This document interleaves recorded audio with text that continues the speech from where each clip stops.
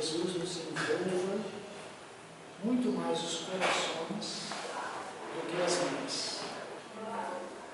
O exemplo mais bem acabado de Jesus, que passou pela terra, foi o nosso pobrezinho Francisco de Assis. Lá vai São Francisco pelo caminho, de pés descalços, tão pobrezinho, dormindo à noite junto ao moinho, bebendo a água do ribeirinho.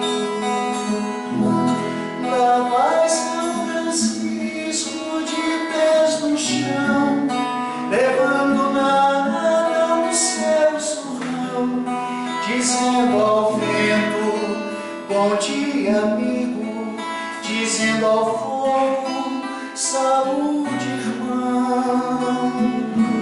Lá vai São Francisco pelo caminho, levando ao colo Jesus Cristinho, fazendo festa no menininho, contando histórias pros passarinhos. Lá vai São Francisco pelo caminho. Caros irmãos, que a paz e a luz do nosso Senhor Jesus nos envolva a todos. Para nós é uma grande alegria estarmos aqui novamente, dessa vez para trazer essa palestra musical sobre a vida de Francisco de Assis e trazer os seus ensinamentos, que podem e devem fazer parte do nosso dia a dia. Na verdade, nós não podemos falar em Francisco sem nos lembrarmos de sua encarnação anterior como João Evangelista, o discípulo que Jesus amava e a quem ele encarregou de cuidar de sua mãe, Maria de Nazaré, após a sua ascensão. Infelizmente, não vamos poder falar muito de João Evangelista em detalhes, mas vamos falar um pouquinho. Francisco é um espírito de uma luz inimaginável. Ele nos ofertou grandes ensinamentos com as suas palavras, mas sobretudo com seus exemplos de vida. Em 1182, ainda em espírito e em sonhos, ele procurou por aquela que viria a ser sua mãe, Maria de Piccaline, e aquele que deveria ser o seu pai, Pietro de Bernardone, solicitando a eles que o recebessem como filho, ao que eles concordaram.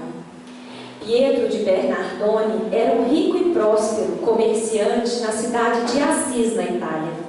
E quando do nascimento do seu filho, ele estava em viagem de negócios. Sua mãe, inspirada pela espiritualidade maior, ordenou aos servos que a levassem até a estrebaria, para que lá ela parisse o seu filho, ao exemplo do menino Jesus e de Maria de Nazaré. Ao nascer a criança, sua mãe lhe deu o nome de Giovanni, João em português, sem saber que lhe dava o mesmo nome de sua encarnação como o apóstolo amado de Jesus. Pietro de Bernardone, ao retornar, ficou profundamente contrariado com as circunstâncias em que ocorreu o parto de seu filho, que ele considerava que eram indignas de sua condição social. E então, contrariando sua mãe, decide lhe dar o nome de Francisco em português. E observem, meus irmãos, que interessante. João Evangelista passou muitos anos aprisionado pelos romanos em uma ilha, até que, por fim, ele teve a sua liberdade decretada por Roma. Mas os soldados que o vigiavam, eles haviam se afeiçoado tanto ao apóstolo que eles tiveram medo que, na verdade, aquilo fosse um truque de Roma para matá-lo. Então, eles rogaram a João que voltasse para Éfeso, mas com roupas diferentes e um outro nome. E o nome que eles sugeriram foi Francisco. Então, esse espírito usou esses dois nomes em suas duas encarnações.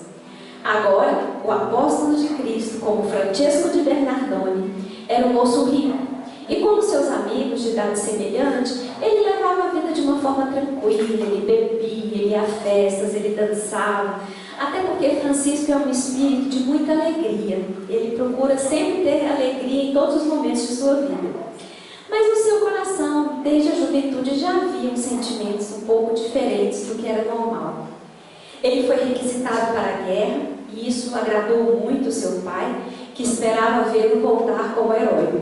E ele realmente chegou a partir para o campo de batalha com seus companheiros, mas ele nem chegou a guerrear.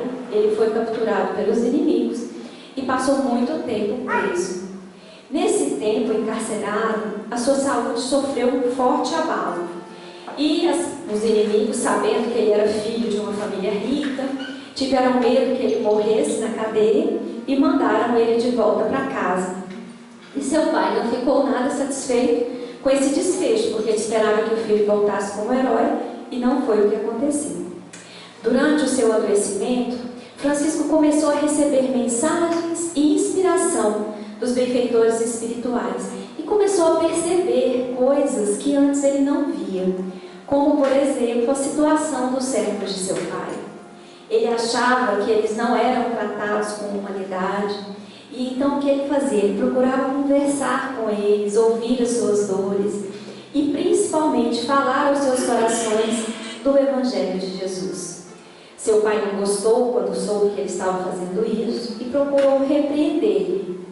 Ele de início usou palavras e, como não tivesse funcionado, ele usou inclusive de violência contra o filho, chegando a deixá-lo trancado em um dos cômodos da casa por muito tempo.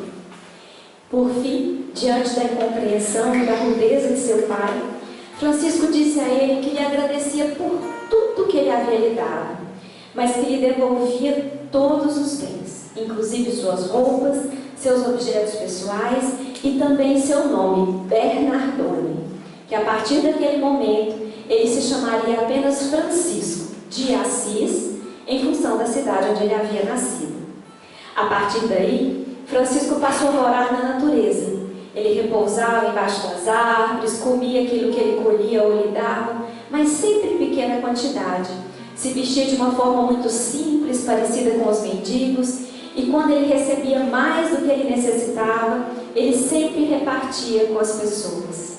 Francisco trazia assim o Evangelho de Jesus à vivência das criaturas, compreender e vivenciar o bem sem ostentação.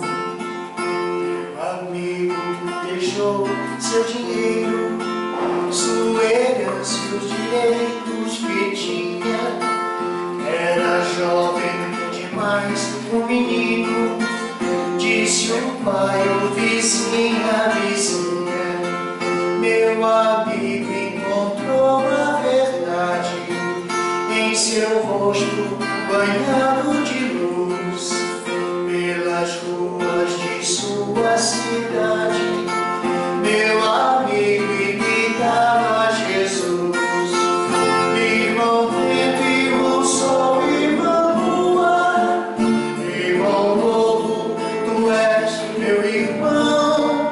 Hoje nossa criaturas de Deus, somos obras de suas mãos, somos obras de suas mãos. Meu amigo viveu sem ter nada, por esposa escolheu a pobreza. Era jovem demais, um menino, nem podia ter tanta certeza. Foi assim que ele abriu um caminho para quem quer viver só de amor. Não ficou muito tempo sozinho, gente nova seguiu com fervor.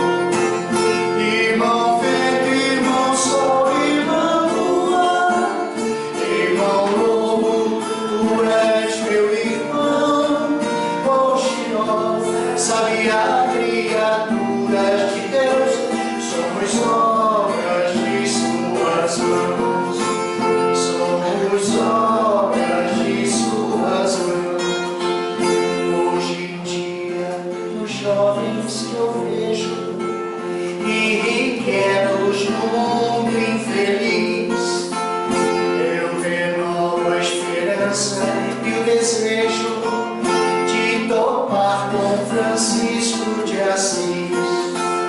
Calças jeans, pés no chão, mil ideias de renovação. Eles são consciência do povo. Queira Deus que eles cresçam, irmãos. Irmão vento, irmão sol, irmão lua, irmão longo, tu és meu irmão. Hoje nós aliados, criaturas de Deus, somos obras de suas mãos. Somos obras de suas mãos. Assim, seguido por alguns jovens e amigos, Francisco inicia seu trabalho de caridade e de exemplificação do Evangelho de Jesus, ainda não compreendendo bem qual seria sua missão de vida ou o que Jesus desejava que ele fizesse. Ele cuidava dos enfermos, alimentava com o que podia os famintos e sempre levava a mensagem do Evangelho onde quer que estivesse, em palavras e em exemplo de vida. Francisco costumava dizer: aonde fores, leve o Evangelho. Se preciso, use palavras. O que ele queria dizer é que nós temos que ser a presença viva de Jesus, que as pessoas em nossa presença se sintam diante de um Filho de Deus. Apesar da sua bondade imensa, no entanto, ele ainda tinha muito medo da lepra e dos seus portadores, o que era natural, porque naquele tempo era uma doença incurável. Um dia, ele estava vindo pelo caminho com alguns companheiros e um homem maltrapilho lhe estendeu a mão pedindo uma esmola. Percebendo que era um leproso, Francisco virou-lhe as costas e se afastou rapidamente. No mesmo momento, ele se arrependeu, voltou até o homem, entregou-lhe algumas moedas, abraçou e beijou-lhe a face. Quando ele se afastou, ele percebeu que na verdade era Jesus que estava diante dele. Ele fez menção de se ajoelhar e Jesus disse a ele que não, que seguisse o seu caminho, para que ninguém percebesse que era ele que havia estado ali. Este encontro foi muito marcante para Francisco. A partir daí ele começou a meditar e orar, perguntando o que realmente Jesus queria dele, qual seria seu trabalho, sua missão de vida. Orando e pedindo por uma resposta, Jesus lhe apareceu novamente, dessa vez em sonhos, lhe dizendo: Francisco, restaura a minha igreja. Passeando pelos arredores de Assis, Francisco encontrou a igrejinha de São Damião quase totalmente destruída. Imaginando que Jesus se referia àquele templo em seu pedido, ele começou então um trabalho de restauração da pequena igreja de pedra, junto com companheiros e voluntários que se dispuseram a colaborar. Ali passaria a ser o primeiro abrigo daqueles que já eram conhecidos como franciscanos. No árduo trabalho de reerguer a pequena igrejinha, os irmãos gastavam suas forças e seu tempo. Mas os propósitos do Mestre Divino eram bem maiores do que supunha o pobrezinho de Assis. Se deseja mais o amor, não se apresse nunca, faça tudo com amor, não se apresse nunca, faça tudo com amor, faça o bem a todos, vá crescendo devagar, construindo aos poucos, dia a dia, sonho a sonho, siga sem parar. Todo dia, faça um pouco, vai realizar. Essa música fica melhor quando todo mundo canta com a gente. Vamos tentar? Só que, olha, os homens cantam comigo e as mulheres cantam com a Andréia. Só que as mulheres começam ali, ó, um pouquinho atrasado. naquela sílaba em branco. E aí isso vai se transformar num cânone. Fica muito bonito, um pouquinho atrasado, fica bonito. Vamos lá, os homens vão comigo aqui, ó. Faça tudo, faça tudo, não se apresse, não se apresse, faça tudo com amor, faça o bem a todos, crescendo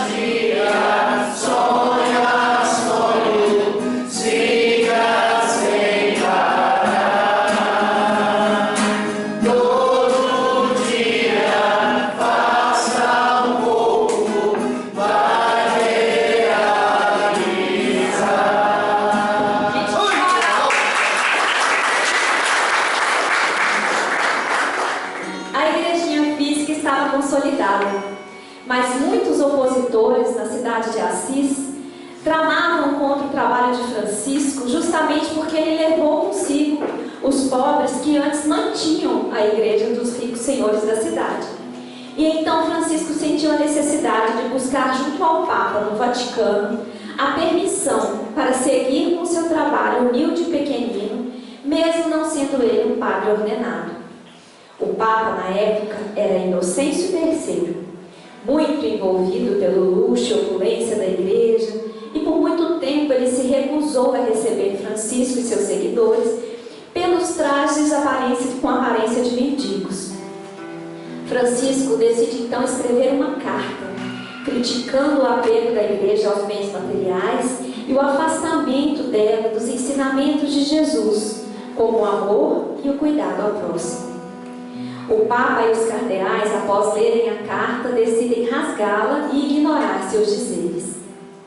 Mas naquela mesma noite, durante o sono, o Papa Inocêncio III se encontrou com o espírito de Telésforo, que havia sido líder da igreja de Roma no ano de 142, ou seja, 1000 anos antes. E Telésforo lhe repreende, dizendo que ele havia feito muito mal em não receber Francisco, que era preciso recebê-lo e permitir que as suas ideias modificassem a igreja, despertando com a impressão de que o próprio Cristo lhe havia falado. Inocêncio III então dá ordem de que tragam Francisco. Diante do Papa e dos cardeais, as ideias de Francisco levaram a calorosas discussões. É quando, inspirado pelo mais alto, Francisco recita as palavras de Jesus sobre os lírios do campo e as aves do céu. Comovido, o Papa autoriza então a criação da Ordem Franciscana, mas não sem antes lhe dizer que achava suas ideias impraticáveis para a igreja como um todo. Francisco passou então a dedicar-se ainda mais à caridade, amparo aos pobres e amor a todos os seres. O trabalho de reconstrução da Igreja de Cristo foi tomando um grande vulto.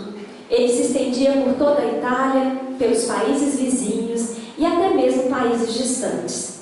Ele e seus companheiros viajavam divulgando o Evangelho, cuidando amorosamente das criaturas e até mesmo efetuando curas.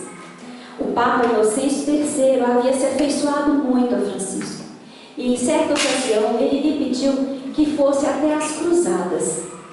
E ele assim o fez. Chegando lá, ele teve uma longa conversa com Saladino, que era o comandante muçulmano da guerra pelo lado dos mouros. As suas ideias fizeram morada no coração do sultão. E nesse momento, meus irmãos, eles receberam a visita espiritual de Maomé. Maomé agradeceu Francisco por influenciar beneficamente o sultão e disse que ele, Maomé, também tinha em Jesus um guia espiritual. E nós fazemos esse comentário para que a gente possa refletir que não importa a religião, o local de nascimento, a etnia, a orientação sexual, o nível social e econômico. Nós todos somos filhos do mesmo Deus e estamos nesse planeta com o mesmo objetivo, que é evoluir e nos tornar cada vez mais próximos de nosso modelo e guia, que é Jesus Cristo. A igreja a ser restaurada é o nosso próprio coração, é o nosso templo interno, que deve ser trabalhado a cada dia, para que seja nobre e iluminado. Caia tarde de inverno impiedoso e Francisco iriam, sob a neve caminham, vão tornando a Santa Maria, com fome e com frio, ao final de outro dia. Leão vai da frente ligeiro, Frei Francisco o chama e lhe diz: Frei Leão, toma nota se queres saber o que é a perfeita alegria. Se nós tivermos a graça de Deus de pregar o Evangelho e a cruz, se por obras e exemplos pudermos levar a Jesus e convertermos os homens à fé, até mesmo os de mau coração. Frei Leão, isto ainda não é a perfeita alegria. Imagine, Leão, que Deus nos tenha dado a graça de a todos curar, de fazer ver aos cegos e aos coxos andar, surdos ouvir e mudos falar, e que até os demônios fugissem ao comando do nosso olhar, e que os mortos nós ressuscitássemos. Isso não é a perfeita alegria. E se falassemos todas as línguas, como dom de bem comunicar, transformando os reinos da terra em reinos de paz. E se soubéssemos toda a ciência e os segredos da terra e do mar, Frei Leão, isto ainda não é a perfeita alegria. Mas então, Pai Francisco, o que é a perfeita alegria? Se ao chegarmos ao nosso convento e batermos depressa, esperando entrar, e o porteiro do lado de dentro, ao invés de abrir, põe-se assim a falar: quem sois vós que assim importunos, nesta hora nos incomodais?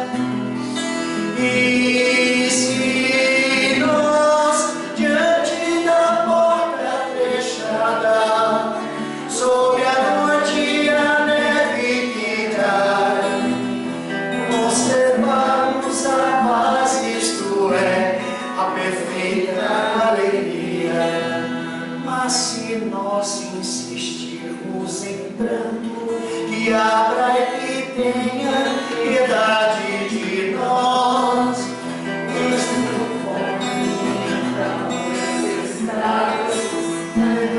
Não temos consolo e lugar, e se então o porteiro sair, empunhando o bastão e gritar, e bater em você e em mim, muito mais nos deixando no chão a chorar.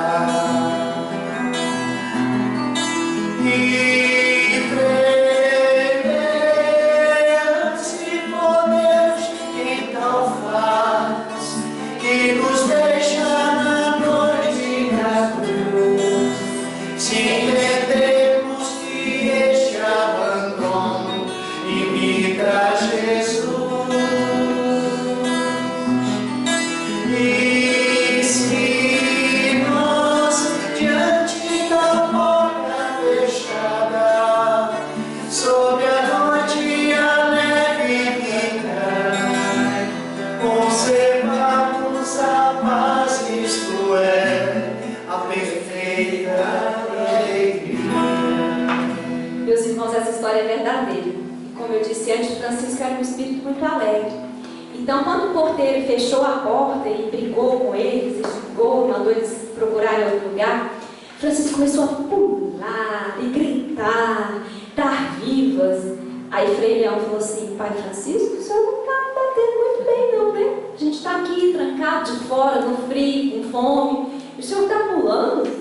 Ele falou assim: Leão, você não está entendendo. Eu espero por esse dia, por todos os dias da minha vida.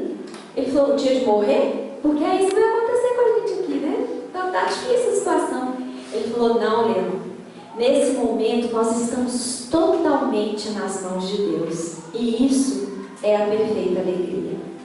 E a lição que a gente tira dessa história é que quantas vezes nós estamos diante de uma dificuldade desse tamanhozinho, alguma coisa que não acontece como a gente gostaria, ou às vezes um adoecimento, a perda de algo, e a gente se desespera, a gente pensa que Deus nos abandonou, a gente pensa que não tem solução para o nosso caso.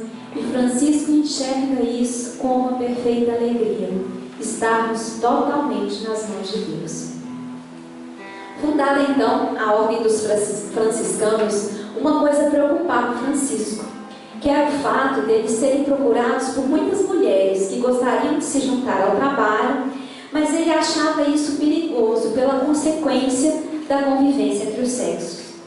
E ele, Francisco, já conhecia uma moça por nome de Clara desde criança, mas foi durante uma pregação dele na igreja de São Rufino que os seus olhares se cruzaram. Clara atendia caridosamente com alimentos um grupo de leprosos que moravam nos arredores de Assis. Ela também cuidava da pequena igrejinha de São Damião, que se tornava cada vez mais a casa dos franciscanos. Clara era uma moça de um coração e de uma beleza ímpares, a quem Francisco dedicava todo o amor fraternal e que lhe esposava o mesmo ideal de caridade e vivência do Evangelho de Jesus. Francisco então pede a ela que inicie uma comunidade feminina de amparo e ajuda aos mais pobres e desvalidos. Clara, porém, pede a Francisco que a oriente e esteja sempre por perto, amparando-a, conduzindo espiritualmente seu trabalho, pois ela ainda era muito jovem e pouco experiente e necessitava da segurança de Pai Francisco. Inicia-se assim aquela que viria a se tornar a Ordem de Santa Clara, ou Ordem das Caríssimas. Muitas outras moças da cidade do campo se juntaram a Clara nessa empreitada de vida e, sob a orientação de Francisco, era uma grande força de trabalho, manancial de carinho aos mais desvalidos e necessitados de seu tempo. Assim, dando-se as mãos pelo ideal maior de Jesus, nós saudamos Irmão Sol e Irmã Lua. Irmão Sol, Irmã Lua,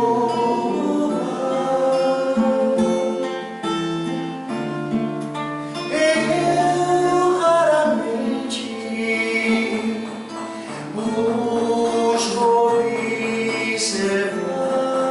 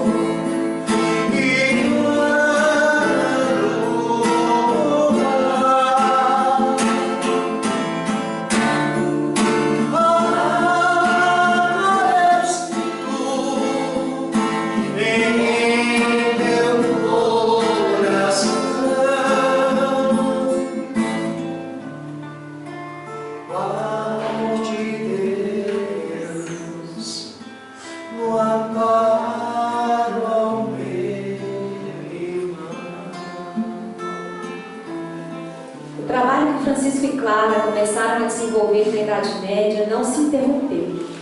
Na verdade, cada um de nós que se dispõe a fazer algo em favor do nosso semelhante está agindo na caridade. Se o fizermos com amor, então, é o melhor dos remédios para todas as dores. Resta-nos refletir. Temos nos dedicado a diminuir, na medida da nossa possibilidade, as dores dos nossos irmãos? Nem sempre suas necessidades são materiais. Muitas vezes basta um sorriso, ou um ouvido que se dispõe a dar atenção. Outras vezes é uma palavra de bom ânimo e de fé. Algumas outras, apenas a presença física já se faz um bálsamo e alento àqueles que se sentem tão sozinhos. Em todas as circunstâncias, o acolhimento amoroso pode operar milagres, sem falar na força da prece. Mas não basta direcionar essas atitudes amorosas e caridosas ao nosso irmão desconhecido. É preciso começar dentro de nossas casas, dentro do nosso lar. Estendermos esse amor às casas espíritas, onde nós compartilhamos os ideais evangélicos. Ampliarmos ao nosso trabalho, onde ganhamos o nosso pão, ao nosso local de estudo, ou seja, por todos os lugares por onde formos, poderemos imitar, como gostava de dizer Francisco, o Cristo. Se conseguirmos nos dedicar a isso e pudermos olhar em volta, nós veremos que na verdade nós somos muitos, unidos pelo mesmo ideal, o que torna tudo muito mais fácil. E Francisco também nos deixou uma lição de vida, sobrevivência e imenso amor à natureza, nossa irmã maior, a quem devemos todo o nosso carinho, cuidado e respeito. A preservação da terra, nossa casa cósmica, é fundamental para a preservação da vida. Sem ela, nós não teríamos as condições misericordiosas que Deus nos proveu para o nosso desenvolvimento espiritual. Já no século XIII, Francisco nos ensinava que o amor pelas plantas, pelos animais, pelos fenômenos da natureza, por tudo que é vivo em nosso vivo planeta Terra, é a garantia de sobrevivência da espécie humana. Sois o sal da terra, nos disse Jesus. Ama teu planeta e tudo que nele há, nos ensina Francisco.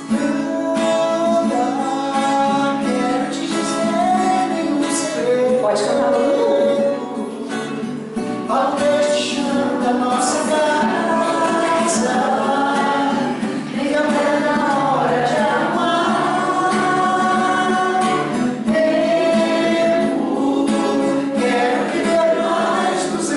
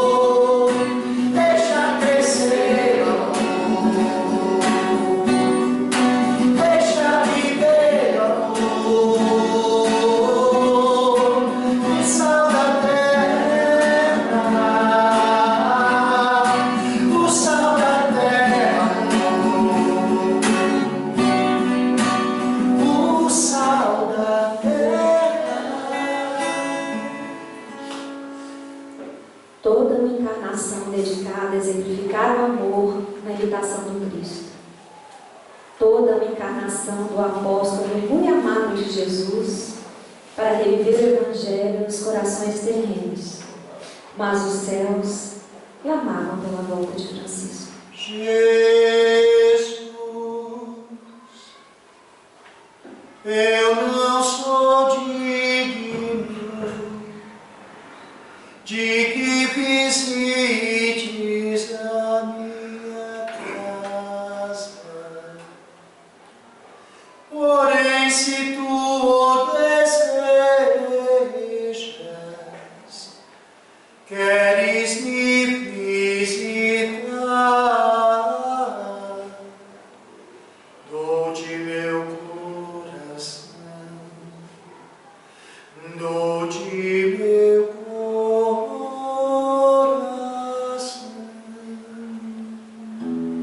A vida sacrificada, o corpo mal alimentado, habitando sem muita proteção às agressões do clima, deixaram o organismo de Francisco muito debilitado, causando-lhe inclusive a cegueira e dificuldades de locomoção. Ainda assim, o pobrezinho de Assis seguia na árdua missão de levar a boa nova e espalhar caridade e amor aos mais desvalidos de seu tempo. Em um dos últimos esforços de dedicar-se ao exemplo do Cristo, ele roga humildemente a Jesus que lhe permita carregar consigo as marcas da crucificação, no que é atendido no momento de arrebatamento espiritual. A partir daí, as feridas não se fecharam mais. Sempre havia algum rastro de sangue nelas. Em algumas ocasiões era comum sair um líquido transparente como a água, mas que possuía o poder de curar. Apesar de todos os males, Francisco, em seus 44 anos, seguia servindo a Jesus em todas as tarefas que lhe reclamavam dedicação e zelo. Após ter visitado vários leprosos, efetuando curas, levando acolhimento e amor a todos, Francisco retornou a Assis, mas dessa vez carregado por seus companheiros, em situação de saúde muito delicada. Certa noite, Frei Leão se aproxima e lhe conta que eles tinham um vizinho, que tinha um jumentinho, que já estava muito abatido e doente e que mesmo assim o seu dono insistia em colocar para trabalhar. Francisco, que amava os animais, falou: mas Leão, ele bate no jumentinho. Ele falou: bate, pai Francisco, ele bate. Ele alimenta mal o jumentinho. Ele alimenta muito mal, ele não alimenta aquele jumentinho de jeito nenhum. Ele deixa ele passar frio, deixa, pai Francisco. Ele falou: não, Leão, traz esse homem aqui, vamos convencê-lo a dar descanso para esse pobre animal. E então Leão, com os olhos cheios de lágrimas, ele fala: pai Francisco, o jumentinho é seu corpo físico, ele não aguenta mais. E então Francisco começou a chorar e disse: oh, meu jumentinho, me perdoa por ter te tratado tão mal, me perdoa. E assim, com o estigma dos cravos nas mãos e nos pés, ele desencarna suavemente, sendo recebido nos páramos de luz por Jesus e todos os apóstolos. Terminava assim a segunda missão de João Evangelista.